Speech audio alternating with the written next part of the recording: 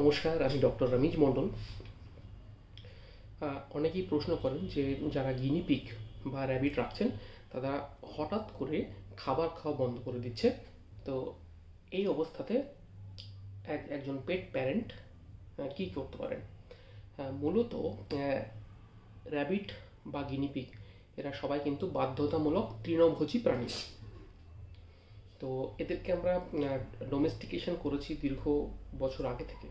মানুষ এদেরকে পোষ্য হিসেবে রাখছেন।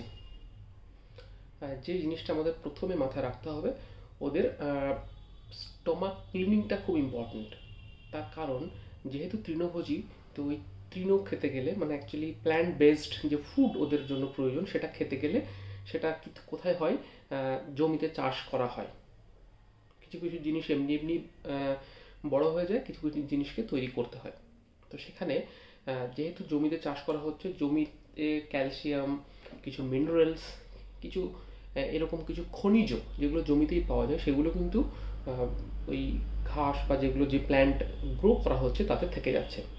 এবার যদি পেস্টিসাইড ইউজ করি সেখানেও থেকে যাচ্ছে। এবার যদি সেই জমিতে কেউ ওপেন পটি করছে, স্টুল পাস করছে, সেখানে কিন্তু একটা ওয়ার্ম ইনফেস্টেশনের সম্ভাবনা থাকছে। তো এমত অবস্থায় যদি আমি ওইরকম কোনো ফিল্ড থেকে তৈরি হওয়া গ্রোন হওয়া কোনো প্ল্যান্ট আমি আমার র্যাবিট বা গিনিপিগকে দিচ্ছি, সেক্ষেত্রে কিন্তু ওয়ার্ম ইন টক্সিমিয়া বা ওয়ার্ম ইনটক্সিকেশন হওয়ার সম্ভাবনা থাকে। এবার কিভাবে হয় এটা?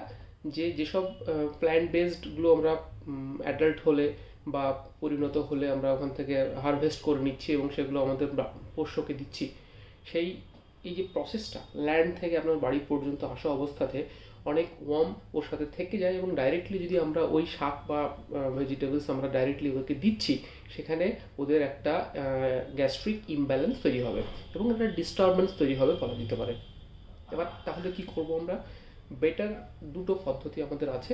একটা হলো ওকে একটা সল্ট ওয়াটারে ডিপ করতে হবে, ডাইরেক্টলি বাজার থেকে নিয়ে এসে সেটাকে 30 সেকেন্ড বা ম্যাক্সিমাম 15 সেকেন্ড ডিপ করে নিলেন, করে নিয়ে জলটা ঝরতে দিলেন, রেফ্রিজারেট করে দিলেন, যখন প্রয়োজন তখন রেফ্রিজারেশন থেকে দিচ্ছেন।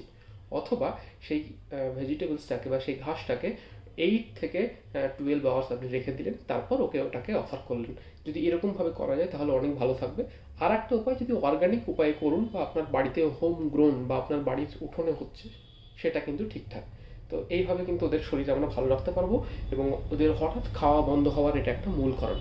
এই জন্য আপনার নিকটবর্তী ডাক্তারবাবুর সাথে যোগাযোগ করতে হবে এবং সাথে সাথে কৃমির ওষুধের যে ব্যাপারটা সেটাকে আপনাকে মাথায় রেখে সামনে দিকে এগোতে হবে। আর ওদের ঝামেলা খুব একটা বেশি নেই, যেহেতু ওদের বডি ওয়েট 600 গ্রামস থেকে খুব বেশি হলো 1.2 কেজিস or 2 কেজিস হয়। তো এটা মাথায় রেখে আপনাকে এগোতে হবে। নমস্কার, আমি ছিলাম ডক্টর রমেশ মণ্ডল।